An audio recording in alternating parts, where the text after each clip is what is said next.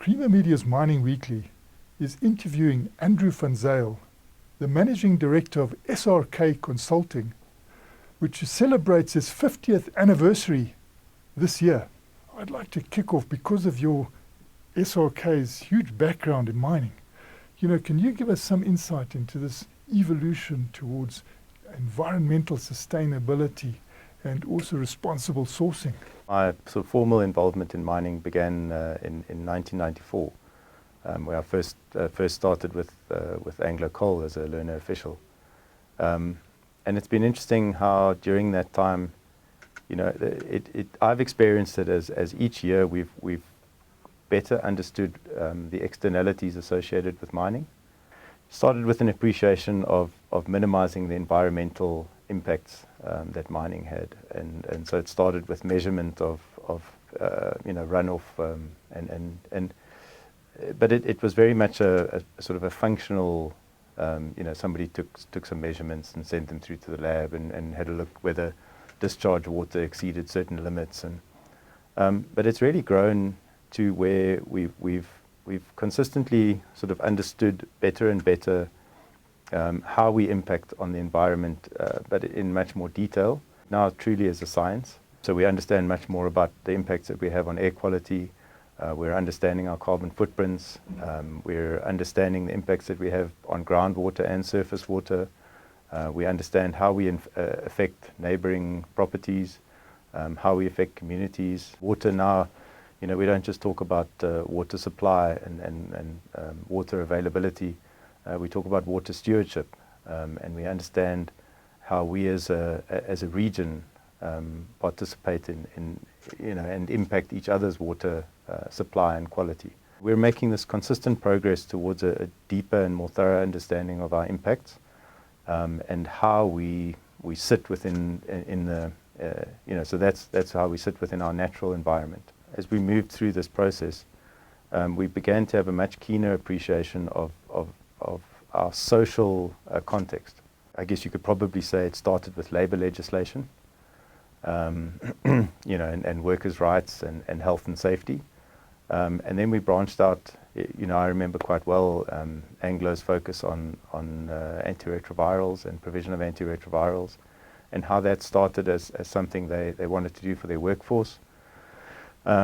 And how they looked for ways to see whether it made sense to do that for the community as well. It was another example of how something started within the workforce and branched out to the community. And I guess you can see our social sort of context, also how we understood initially how to make the lives of our employees better. Firstly, by making work much safer. We've seen huge strides in safety in the workplace, and then we've understood our role in health. And the mines, to their credit, I think, ran some really good health programs. They've made huge differences in the fields of HIV and TB. They were a big, and that knowledge, coincidentally, left us in a position where they were big contributors during COVID, partly because of their experience managing respiratory illness. So slowly but surely, we've grown from understanding how we can make lives better for the people working in the industry, to how we can extend that to the communities around the operations. We've developed the science of closure, which I think you'll appreciate was not something that was given much thought initially, and then it grew to very much sort of a biophysical closure. We need to close the physical space that's the mine, and subsequently we've come to appreciate that there are huge community impacts when we close an operation. And how do we prepare for those impacts? It is now to understand how you transition the communities towards closure. So I think it's called social transition to closure. Another thing that's grown over time is we've gone from looking for sort of engineered solutions to looking to source locally, and to increase economic activity and skill levels in host communities. And I think then that's branched out to, it's quite branched out, but it certainly started to include, measures of responsible sourcing. So we're now looking to see, well, firstly, are minerals responsibly sourced? In other words, are human rights respected, and are operations safe and well managed environmentally and socially? But part of that is then also the supply chains. So we've now added in the challenge of how do we produce more in local communities, and how do they be bigger partakers of the or bigger participants in mining operations. To also, how do we ensure that that's also done responsibly? So there's a sort of an auditing function that's required, and where are materials sourced, where is energy sourced, where is labor sourced, how is it treated, or how are people treated, how is the environment treated by your suppliers? It's become a really complex business, but I guess the positive is really that it's become one that we can be a lot more proud of. We're trying to do what we can. I'm enjoying seeing what the experts in SRK are doing, and how they're driving responsible change. I'm optimistic that we're going to leave behind a more diverse, more responsible industry when we pass on to the next generation. Decarbonisation is also on the lips of everybody at the moment. And what is SRK doing to help mining industry as a whole to decarbonise? It's very topical at the moment, and it's also, so it's quite an opaque or path that lies ahead of us.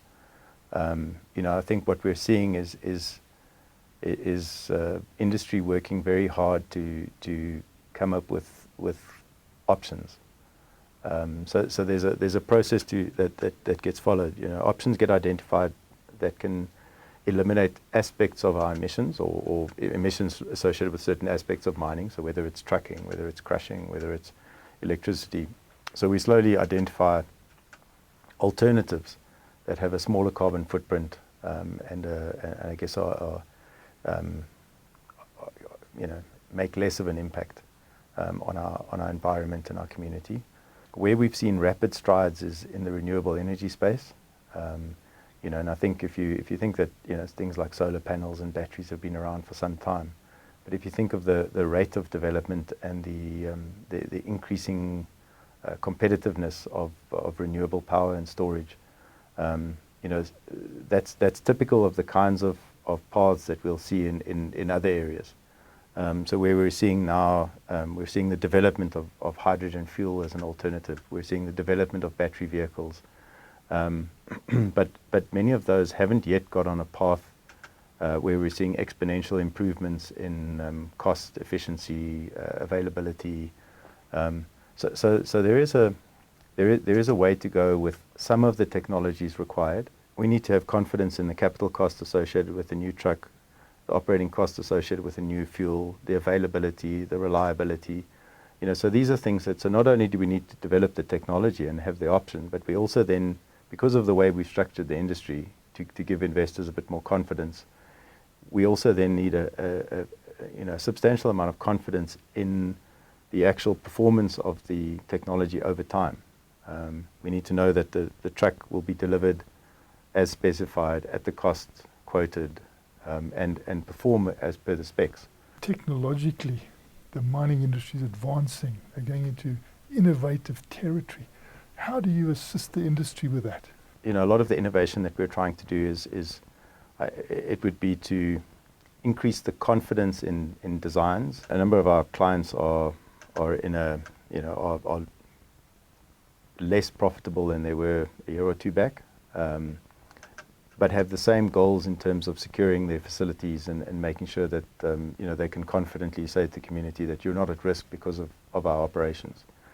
So the way that we align in that sense is we try to innovate around better understanding the properties of the soils and the deposition, and to increase the confidence and the knowledge we have of the soil mechanics and the reaction, so that we can more confidently say that we don't need to spend capital on the following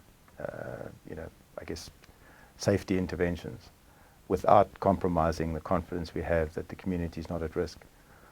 So that's an example of the kinds of innovations. So sometimes the way we're trying to innovate is to try and avoid expenditure.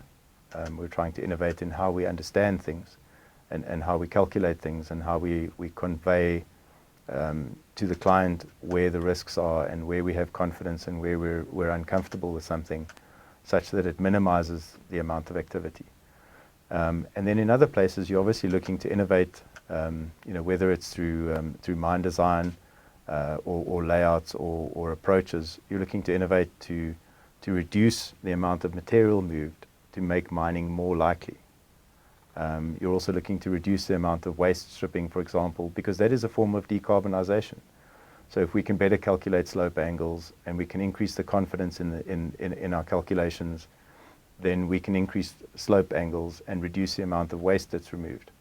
And even if you remove it with diesel trucks, that's still a lower carbon footprint than if you move more material. If we can optimize stockpiling and we can optimize double handling, then that is a kind of decarbonisation. We reduce the carbon intensity of production. Could you just summarize for us, the key challenges going forward, but also the key opportunities going forward? One of the things that I'm excited about is, we are seeing more and more diversity in our business, and I think in the industry more broadly, and it's a diversity not just not just of ethnicity and gender, but we're seeing diversity of expertise. So as we bring more and more people in with more and more, with different backgrounds, so we've got the diverse backgrounds in with social and environmental and water, and people who studied social sciences, natural sciences, engineering, and we're getting better. So funny enough, and through COVID as well, we're getting better at talking to each other, both in South Africa and across our global practice. And we've got better at sharing experiences and sharing expertise and collaborating. Different people have solved different problems in different ways, and so as we have more people with more backgrounds, we get exposed to more ways of solving problems, and sometimes the solution to something lies in an industry where there was a profit to be made by solving that particular problem, which can be applied in a new setting. I think we're going to see a lot more diversity of thought, of personality, of approach, and I think that's going to lead to better solutions and a better industry to be in. And swinging now to SRK Consulting, what are the milestone achievements over half century? I guess the first one is still being here. It's I don't know how many other consultancies have brought themselves through 50 years of following the same principles.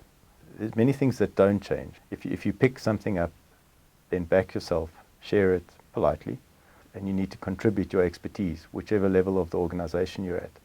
And so that, along with the pursuit of technical excellence, with the pursuit of independence, we still have a very broad shareholding base. I think off the top of my head, I think more than half of our staff are shareholders in the business. So we've and that was something that came through from the beginning. So those are things that haven't changed. We've tried to maintain a broad shareholding. We've tried to make sure that neither power nor wealth is concentrated in a very small group. People actively move on and pass over or hand over responsibility. So those are things that haven't changed and that we'd like to retain. Obviously, over time, things that have changed is the diversity of staff, the diversity of disciplines, the focus areas, the places where we think change is coming, and how we're trying to get ready to be able to provide advice in minerals that, in a South African context, weren't necessarily the focus in South Africa. We've needed to diversify our knowledge base in terms of which minerals we can consult in to protect our business, and then we're obviously trying to support our clients. We talked about decarbonisation, so that's something that we're bringing in. But we obviously then also have to decarbonise our own business. We also have to spend a lot of time looking at things like cybersecurity. Those are things that we have valuable data that we need to look after. So those are some of the new areas where how we look after the business side of the business and what's required to look after the data to ensure that we don't infect our clients with viruses and other things, or at least to do our best to do that. Those are things that are certainly different. And I think if we keep those core values the same and continue to embrace diversity, both of discipline and person and personality, then I think we can set ourselves up for another 50 years. As we go forward now into the next 50 years, what are your primary goals and your aspirations? For me, it's really to see that continued transition. As I say, if I think of where mining was when I started, and again, I'm not taking the credit. I'm a part of what I think has been some really positive change. Some of it I've experienced or seen. In the beginning I had no influence on anything really. But I saw a transition to safer working practices. I saw a transition to fewer fatalities. I saw a focus on safety and health. And I saw an emphasis, as I say, I just started at Anglo Coal when we had our first democratic elections. So for me, it was a little bit of a, it was as if I felt like we started on a new journey. And I'm enjoying being a part of it, and I'm enjoying looking for ways to contribute.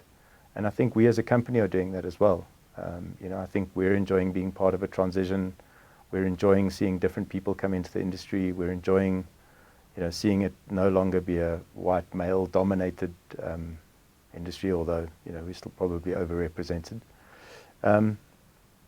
But also we're enjoying seeing that transition to a safe working environment, to a responsible corporate citizen, to sustainable practices, the transition to decarbonization.